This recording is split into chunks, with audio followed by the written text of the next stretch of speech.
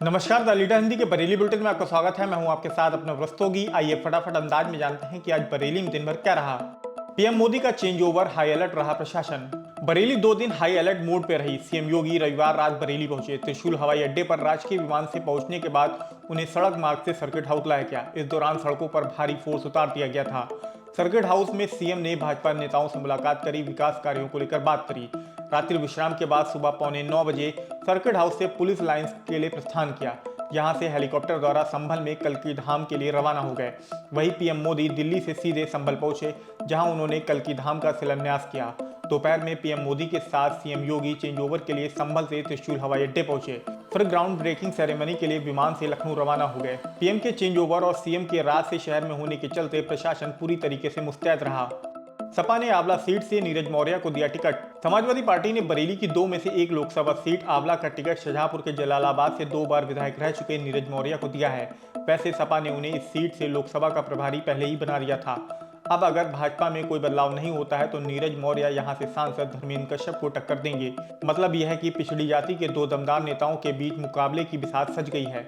आपको बता दें कि नीरज मौर्य बसपा के टिकट पर 2 बार शाहजहांपुर की जलालाबाद सीट से 2007 और 2012 में विधायक रह चुके हैं। 2017 में हार के बाद वो स्वामी प्रसाद मौर्य के साथ भाजपा में चले गए। 2022 के विधानसभा चुनाव से पहले समाजवादी पार्टी में आ गए थे। अब सपा उन पर लोकसभा चुनाव में दांव आजमाने जा रही है। बॉल देने का बहाना बनाकर 8 साल के मासूम से कुकर्म। बारादरी इलाके में 8 साल के मासूम को एक युवक बॉल देने के बहाने एक सुनसान जगह पर ले गया, फिर उसके साथ कुकर्म किया। मासूम घर पहुंचा तो उसकी हालत देखकर मां दंग रह गई। परिजनों ने इससे जानकारी ली तो उसने बताया कि किस तरह दरिंदे ने उसके साथ गलत हरकत की। इस पर परिजन मासूम को लेकर बारादरी थाने पहुंचे और आरोपी युवक के खिलाफ तहरीर दी। बताया जा रहा है कि आरोपी घटना के बाद से फरार हो गया है।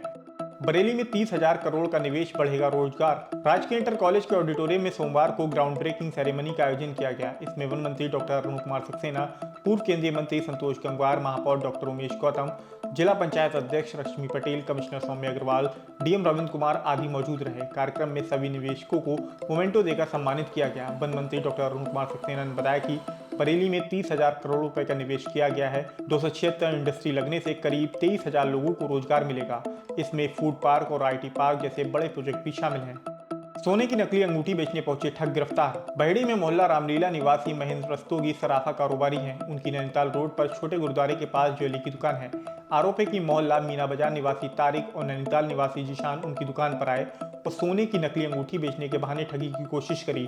जांच में अंगूठी नकली निकली तो झगड़ा करने लगे। इस पर सराफा व्यापारी ने दोनों ठगों को पकड़कर पुलिस के हवाले कर दिया और धोखाधड़ी का मुकदमा दर्ज कराया है। बताया जा रहा है कि इससे पहले दोनों शातिर आधा दर्जन सराफा कारोबारियों को अपना शिकार बना चुके थे।